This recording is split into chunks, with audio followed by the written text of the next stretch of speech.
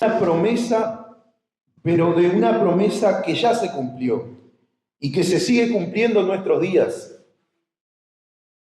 Quiero que vayamos a uno de los profetas menores. Profetas menores, hablamos del Antiguo Testamento, de aquellos 12 pequeños libros que están antes de Mateo. Empieza con Oseas, los 12 profetas menores, pero yo quiero hablarte del segundo profeta menor, que está en el capítulo 2 de Joel. Joel capítulo 2.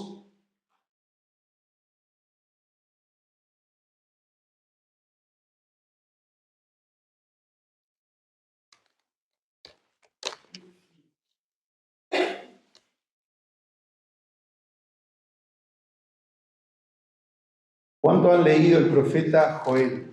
¿Cuánto conocen este libro de la Biblia?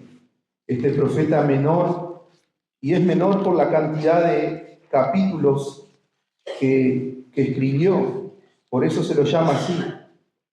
Antes de los profetas mayores, que comienza allí con los 5 profetas mayores, está Joel. Y este hombre tiene un mensaje para el pueblo de Israel. Pero es un mensaje que también se cumple en nuestros días, porque comienza con Joel y después sigue con nosotros.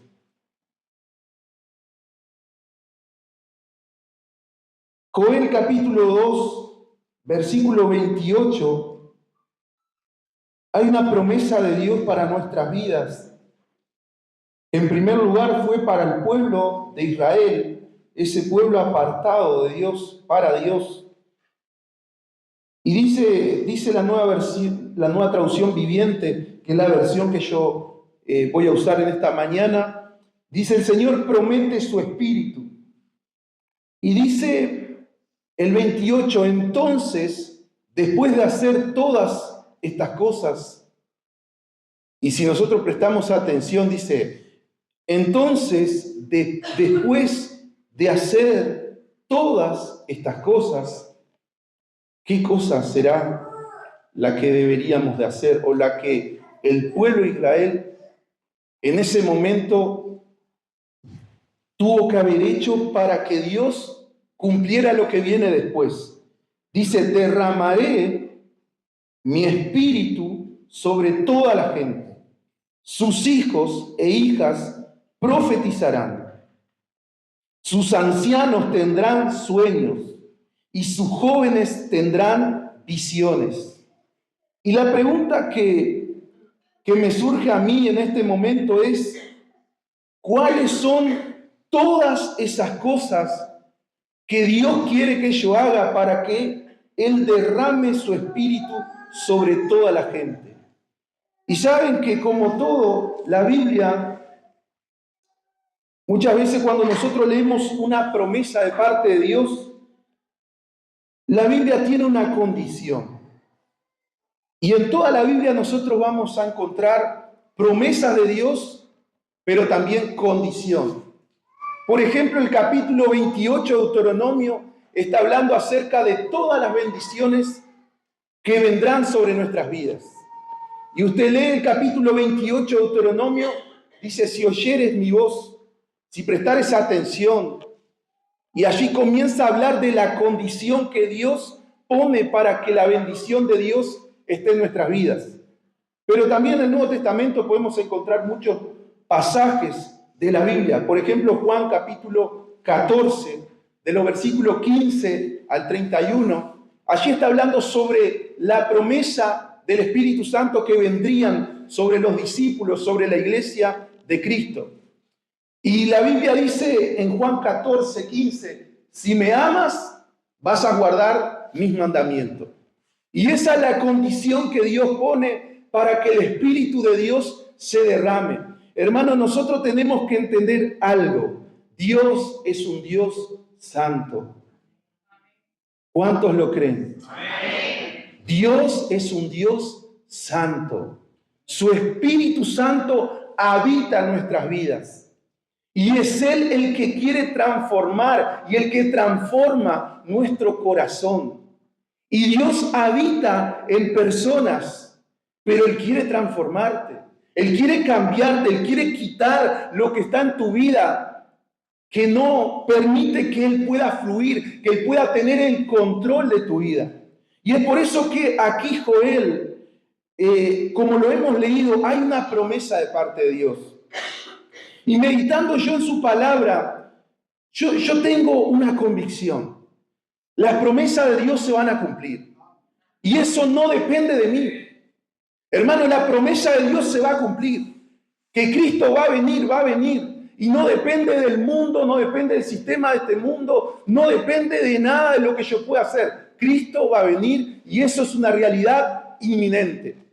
Porque Dios cumple su palabra. Y aquí nosotros hemos leído una promesa de Dios. Derramaré mi espíritu sobre toda, la Biblia en otra versión dice sobre toda carne, aquí dice sobre toda la gente. Y saben que yo le creo a esa promesa. Pero a lo que me llama la atención a mí es a lo que está a la parte A de ese versículo. Después que hagas todas estas cosas. Y a eso quiero remitirme yo en esta mañana. Al versículo 12 en adelante. ¿Cuáles son esas cosas que Dios le pedía a su pueblo, al pueblo de Israel, que ellos hicieran para que Él derramara su espíritu sobre ellos? Y saben que la respuesta está en el versículo 12. Hay un principio básico de la hermenéutica, de la interpretación de la Biblia, es que la Biblia se interpreta a la misma Biblia. Amén. Es un principio básico de la hermenéutica. Y cuando nosotros comenzamos a leer las Escrituras, nosotros vamos a ver que hay un contexto próximo. Y ese es otro principio de la hermenéutica. Anteriormente a esto, el versículo 12 dice un llamado al arrepentimiento. Y nosotros leímos en el 28 que decía que Dios prometía su espíritu. Pero antes de que Dios derramara su espíritu, hay un llamado al arrepentimiento. Y me quiero detener aquí porque esto es lo que me corresponde a mí. La promesa de Dios, Dios promete hacerlo, pero esto me corresponde a mí. Un llamado al arrepentimiento. Y dice el versículo 12, por eso dice el Señor, vuélvanse a mí ahora, mientras haya tiempo, entréguenme su corazón. Acérquense con ayuno, con llanto y luto. El 13 dice, no se desgarren la ropa en su dolor, sino desgarren sus corazones. Regresen al Señor su Dios, porque Él es misericordioso y compasivo, lento para enojarse y lleno de amor inagotable. Está deseoso de desistir y de no castigar. Qué tremendo, dice, está deseoso de desistir y no de castigar. ¿Quién sabe? Dice el 14, quizás le suspenda el castigo y le envíe una bendición en vez de una maldición. Quizás puedan ofrendar grano y vino al Señor su Dios como lo hacían antes. Toquen el cuerno del carnero en Jerusalén. Proclamen un tiempo de ayuno, convoquen al pueblo a una reunión solemne, reúnan a toda la gente, ancianos, niños y aún los bebés. Llamen al novio de su habitación y a la novia de su cuarto de espera, que los sacerdotes, quienes sirven en la presencia del Señor, se levanten y lloren entre la entrada del templo y el altar, que oren. Perdona a tu pueblo, Señor. No permitas que tu preciada posesión se convierta en objeto de burla. No deje que lleguen a ser la burla de los extranjeros incrédulos que dicen, los has abandonado el Dios de Israel. Antes de que Dios derrame su espíritu sobre toda carne, antes de que Dios visite a la iglesia, hay un llamado al arrepentimiento. Hay un llamado al arrepentimiento y esto es lo que yo tengo que hacer. Yo recuerdo allá por el año 2001, hace 25 años atrás, recuerdo estar allí en la ciudad de Bella Unión, en el norte de este país, de ser un niño, un adolescente, y ver cómo en ese 2001 la iglesia se levantó a predicar el evangelio en toda esta nación. Y se pusieron de acuerdo para que haya 100 campañas en todo el país, simultáneamente predicar por un mes entero. Pero saben que antes de que esas campañas salieran y pudieran ser ejecutadas en todo pueblo, en todas las ciudades, en todas las capitales, 100 campañas simultáneas. Convocaron a un ayuno, convocaron a la oración, llamaron a las personas al arrepentimiento. Y yo recuerdo que los resultados de esas campañas fueron gloriosos. ¿Pero por qué? Porque hubo un llamado al arrepentimiento del pueblo de Dios. Hermano, Dios nos llama a nosotros, que somos sus hijos. Dios te habla a ti, Dios me habla a mí, Dios le habla a su pueblo, Dios prepara a su pueblo y Dios nos llama a nosotros al arrepentimiento antes de que Él venga y visite la iglesia, pero visite con salvación, visite con su presencia, traiga a personas necesitadas a los pies de Cristo. Y yo creo que eso puede ser posible en este tiempo. Como lo hicieron en el 2001, hoy puede ser posible. Tenemos que nosotros mismos llamarnos al arrepentimiento, volvernos a Él, como dice su palabra aquí, vuélvanse a mí ahora. Pero dice algo, mientras haya tiempo. O sea que el tiempo se termina. O sea que hay un tiempo para todo. Que el tiempo de Dios también puede terminarse. El tiempo del arrepentimiento. Yo creo que Dios trae salvación sobre esta nación. Pero ¿saben una cosa? Dios me ha puesto en esta ciudad. Y yo oro principalmente por esta ciudad. Yo oro por el Uruguay. Pero principalmente Dios me puso la carga y la responsabilidad de orar por esta ciudad. Y yo te invito a que tú también te puedas unir cada día, que le pidas a Dios, que Dios pueda causar algo en ti, que tú puedas entregarte cada día más al Señor, para que cada día podamos volvernos más a Dios. Y podamos permitirle que el Espíritu Santo cada día tenga el control de nuestras vidas. Yo sé que la promesa de Dios se va a cumplir en nosotros. En el pueblo de Israel necesitaba una metamorfosis espiritual. Porque ellos estaban pasando tiempo de proceso, tiempo de decadencia. Su nación estaba viviendo tiempos apremiantes, donde la sociedad entera le había dado la espalda a Dios. Y es en medio de ese caos espiritual, social, económico, que Joel profetiza al pueblo de Israel. Y le profetiza esto, una metamorfosis espiritual, un cambio radical al pueblo de Dios. Y Joel dice, bueno, Dios va a derramar su espíritu sobre toda carne. Y saben que el derramar del espíritu es la vida de Dios sobre las personas. Es cambiar el rumbo. Si las personas iban para un lado haciendo lo que ellos querían, haciendo la necesidad de su carne, cuando el Espíritu Santo venía sobre el pueblo de Dios, ellos comenzaban a agradarle a Dios. Comenzaban a hacer la voluntad de Dios. Comenzaban a poner a Dios como centro de su vida. Y esto le pasó al pueblo de Israel. Ellos necesitaban esa restauración total en su vida. Y Dios le dice, bueno, yo voy a derramar mi espíritu sobre toda carne, sobre los ancianos, sobre las ancianas, sobre todo hombre, mujer, jóvenes, niños, sobre todos. Pero antes algo tiene que suceder. Había una condición.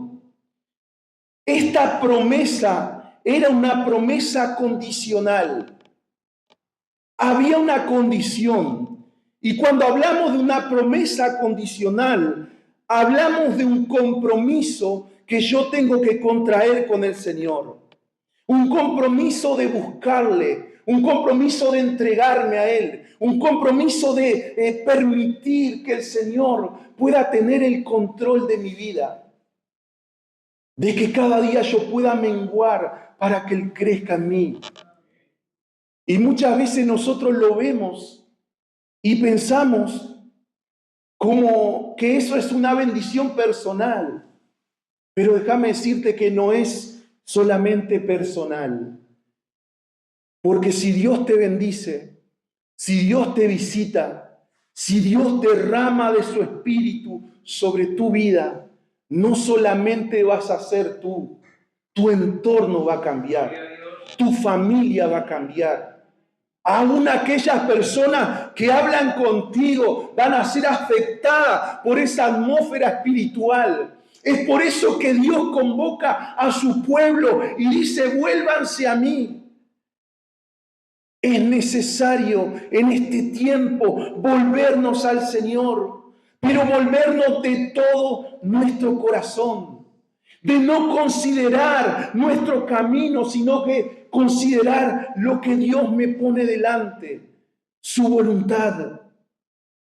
No considerar mis pensamientos, sino que considerar el pensamiento de Dios. Para que Dios derrame su espíritu, para que la promesa de Dios se cumpla. Yo algo tengo que hacer. Y es esto, lo que Dios le estaba pidiendo al pueblo de Israel. Dios lo estaba llamando a caminar en la dirección correcta. Ellos habían dejado el camino del Señor. Y el Señor lo estaba llamando a la santificación. Este pueblo sabía algo. Capítulo 7 de Deuteronomio dice, Jehová te ha hecho un pueblo santo para Él. Ellos sabían que habían sido apartados de sobre la faz de la tierra. Dios lo había apartado y Dios le había dejado claro. Capítulo 7, versículo 6 de Deuteronomio dice, no porque ustedes sean lo más grande, sino porque yo los amé. Y para nosotros también. No es porque seamos las personas más importantes de esta ciudad, es porque Dios nos amó. Pero Dios estaba llamando a su pueblo a apartarse para Él, a santificarse para Él, a purificarse, que ellos pudieran volverse a Él de todo corazón, que ellos pudieran practicar la santidad. Y la santidad es morir a uno mismo y vivir para Cristo. Es morir a mi voluntad y hacer la voluntad de Dios. Y sin duda que esto no es fácil. No es sencillo. Porque es algo sobrenatural sobre tu vida. Pero es posible cuando está el Espíritu Santo. Es posible cuando Él dirige tu vida. Y saben, hermano, Dios llama a la iglesia, a su iglesia, a santificarse. Dios llama a su pueblo a santificarse. Hay un pueblo dentro de todo este pueblo, de esta ciudad, que es la iglesia de Cristo. Y el capítulo 4 de Efesios habla que Jesús viene a buscar una iglesia sin mancha, sin arruga, que no está contaminada. Y este mensaje tenemos que escucharlo. Y este mensaje tenemos que digerirlo. Y este mensaje, si somos verdaderos discípulos de Dios, tenemos que practicarlo. Tenemos que practicar la santidad. ¿Cuántos dicen amén? Amén. No se asuste, hay que practicar la santidad. Dios nos llama a volvernos a Él, a practicar cada día la santidad, a apartarnos para Él. Porque no solamente Dios va a bendecir tu vida, porque a partir de ti Dios va a bendecir a todos los tuyos, a la sociedad entera. Pero es necesario que la iglesia de Cristo tenga esta señal en su vida, la santidad de Dios. Muchas veces nos enloquecemos detrás de los milagros, detrás de las sanidades, detrás de las liberaciones. Pero hay que entusiasmarse y comprometerse con la santidad de Dios. Que el Señor nos enseñe, que el Espíritu Santo nos instruya para que yo pueda agradarle más a Dios. Saben que el Señor me confrontó con algo. Me dijo, ¿cómo son tus oraciones? Y bueno, yo pido protección, yo pido la bendición sobre mi casa. Yo pido que me uses, yo pido que me des sabiduría. Y cuando me pedís que seas santo para mí, cuando me pedís para que yo te aparte para mí. Hermano, muchas veces nos hemos enfocado, aún en nuestras oraciones, a pedirle cosas vanas a Dios. La Biblia dice, pedid y pedid mal, porque pedís para tu conveniencia. Y muchas veces nosotros caemos en ese error de la oración, en pedir cosas vanas, cosas pasajeras. Pero cuando le hemos pedido al Espíritu Santo que nos ayude, que nos dé sabiduría, que nos dé dominio propio, para que seamos santos para Dios, para que podamos apartarnos para Él. Si hay algo que el diablo le huye, es una persona que ora y una persona que se aparta para Dios. Son dos cosas que van de la mano.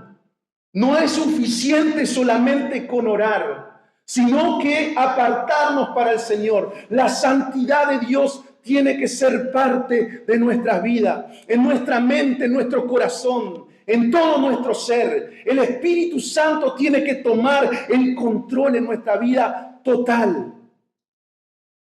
Necesitamos escuchar este mensaje.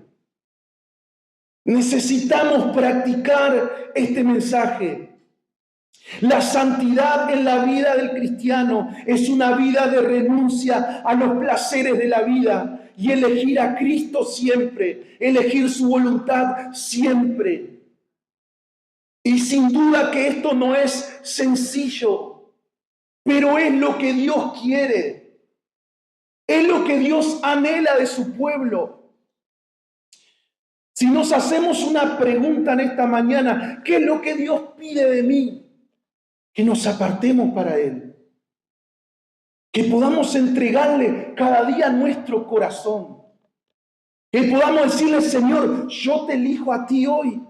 Tenía cientos de opciones, pero yo te elijo a ti. En un mundo lleno de opciones, en una vidriera tan grande como la de este mundo. Hermano, tenemos muchas opciones. Nosotros caminamos por la calle y hay opciones de todo tipo. Y podemos muchas veces tomar de ella. Pero está la opción de seguir a Dios. Y es la opción que el Señor quiere que su pueblo haga. Que elijamos a Cristo todos los días. Que elijamos hacer su voluntad todos los días. Es cierto, hay muchas distracciones y muchas veces estamos rodeados de ella, pero debemos de rendirnos por completo a la voluntad de Dios, permitir que el Espíritu Santo gobierne nuestras vidas, reconocer la dependencia total de Dios sobre nosotros.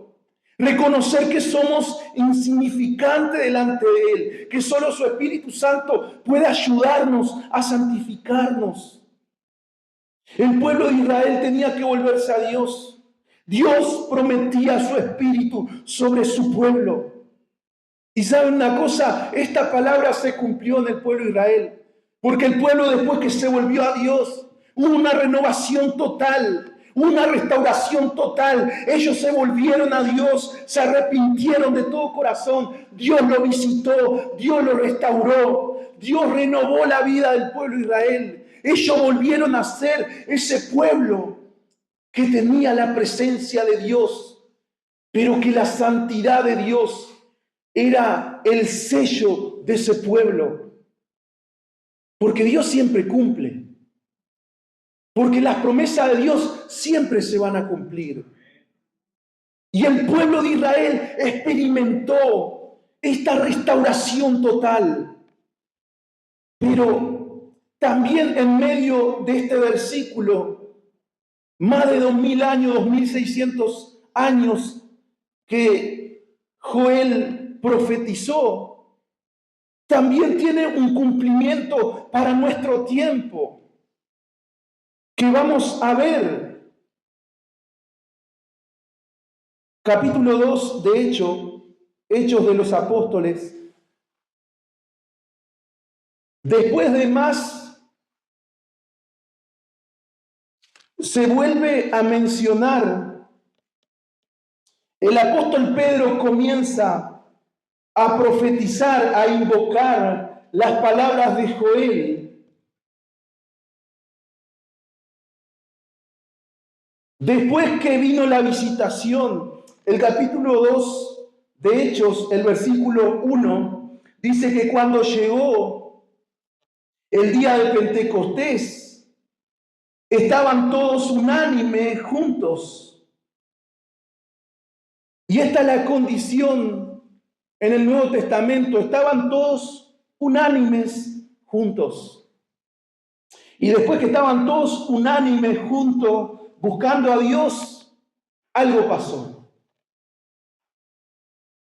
Y de repente vino del cielo un estruendo como de un viento recio que soplaba, el cual llenó toda la casa donde estaban sentados. Y se le aparecieron lenguas repartidas como de fuego, asentándose sobre cada uno de ellos, y fueron todos llenos del Espíritu Santo. Y comenzaron a hablar en otras lenguas, según el Espíritu les daba que hablasen. Pero hay algo que nosotros siempre pasamos por alto cuando leemos la Biblia. El versículo 1 nunca nos acordamos. Dice que estaban todos unánimes juntos. Y yo quiero decirte algo. Dios va a visitar esta iglesia y Dios va a visitar esta ciudad y Dios va a visitar esta nación. Pero hay una condición que tiene que darse en nosotros. Tenemos que estar unánimes juntos. Si no estamos unánimes juntos, Dios no se va a manifestar. Entonces, está nuestra decisión. Dios está deseoso de visitar nuestra tierra con salvación. Dios está deseoso de salvar al ser humano. Es más, Tito dice que el deseo de Dios es que todos procedan al arrepentimiento. Ese es el deseo de Dios. Pero Dios es un Dios justo y Dios es un Dios santo que no puede pasar por alto lo que Él es. Entonces, para que se dé el despertar de Dios, tenemos que estar unánimes juntos. Y eso lo provoca el Espíritu Santo en nuestras vidas. Porque aquí en la iglesia, los discípulos, los 120 que estaban en ese aposento alto, se habían puesto a orar, a buscar a Dios, a obedecer las palabras de Jesús, que dijo: ustedes quédense en Jerusalén hasta que sean investidos de poder. Y ellos obedecieron a Jesús y se quedaron unánimes juntos para que Dios se manifieste. Para que el de repente de Dios suceda. No va a haber poder de Dios sin la unidad del cuerpo de Cristo. Es necesaria la unidad del cuerpo de Cristo. Y saben que cuando hablamos de unidad, no hablamos de quién tiene la razón. La razón la tiene solamente una, y es la bendita, la gloriosa, la infalible que nunca cambia, la verdad absoluta llamada palabra de Dios. Hermano, esto es la verdad absoluta. Esta es la que tiene la razón sobre mi vida. Mis palabras son vanas frente a la palabra de Dios. Yo puedo tener opiniones, yo puedo tener un punto de vista, pero cuando la Biblia habla, yo callo. Cuando la Biblia habla, yo escucho. Y hasta que el pueblo de Dios, hasta que la iglesia de Cristo, ahora ya no hablamos del pueblo de Israel, ahora hablamos de la iglesia de Cristo, de tú y de yo. Yo, tú y yo, la iglesia de Dios, esa que ha sido comprada con la sangre de Jesús en el madero. Necesitamos volver y estar unánimes juntos. En esta semana hemos escuchado muchos mensajes de la iglesia primitiva, y la iglesia primitiva surgió en esta comunión, en esta coinonía de estar unánimes juntos. La unidad del cuerpo de Cristo es lo más difícil de lograr, porque muchas veces nosotros tenemos opiniones, tenemos puntos de vista diferentes, y es lo más difícil de lograr, pero es lo que Dios quiere. Si nosotros le preguntáramos a Jesús hoy qué es lo que tú quieres, Jesús no diría que el cuerpo de Cristo esté unido. Es más, el capítulo 17 de Juan, antes de Jesús ascender a los cielos, oró, intercedió por la unidad de los que estaban y de los que habrían de venir. Jesús sabe todas las cosas. Él sabe cuánto nos cuesta mantener la unidad del cuerpo de Cristo. Pero cuando nosotros estamos unidos, es el arma más poderosa que la iglesia de Cristo tiene hoy. Estar unánime juntos. Y la iglesia primitiva, esta iglesia del primer siglo, entendió este principio que es clave e indispensable para que el Espíritu Santo visitara a los 120. El Espíritu Santo visitó a los 120 cuando la iglesia estuvo unánime y juntos. La iglesia primitiva estaba unánime juntos, y esto significa que tenían una misma mente. Del griego dice que estaban de común acuerdo, de mutuo consentimiento. Había unidad en el grupo, tenían una sola mente. ¿Y cuál era su sola mente? Buscar a Dios, para que Dios lo revistiera de poder. Compartían un mismo propósito. Jesús le había mandado a que estuvieran allí en el aposento alto buscando esa llenura. Los discípulos estaban unánimes intelectualmente, tenían armonía emocional y una sola voluntad en la iglesia, que era mirar a Cristo, obedecer a Cristo, seguir a Cristo. Y algo que quizás nos cueste toda la vida, morir por Cristo. Y muchos, la mayoría de ellos, murieron por Cristo. Pero todo comenzó aquí. Estaban unánimes juntos. Y es por eso que lograron todas esas cosas. Había un mutuo consentimiento. La iglesia de hoy, nosotros necesitamos la unidad en amor del cuerpo de Cristo. Este es el impacto más grande en nuestra sociedad, en nuestras familias. Pero para eso necesitamos que nosotros podamos rendirle nuestra vida a Dios y que el Espíritu Santo comience a trabajar en nosotros. El Espíritu Santo comienza a cambiar. ¿Cuánto necesitamos de Dios? ¿Cuánto necesitamos ser moldeados por Él? Necesitamos ser cambiados por el Señor. Yo no me quiero salvar solo yo.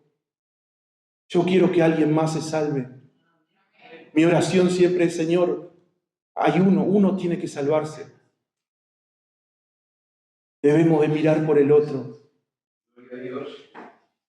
El gran mandamiento es que nos amemos unos a otros también. Que amemos a Dios con todo nuestro corazón. Atrae el corazón de cada familia, restaura la esencia, corazón, corazón, enciende.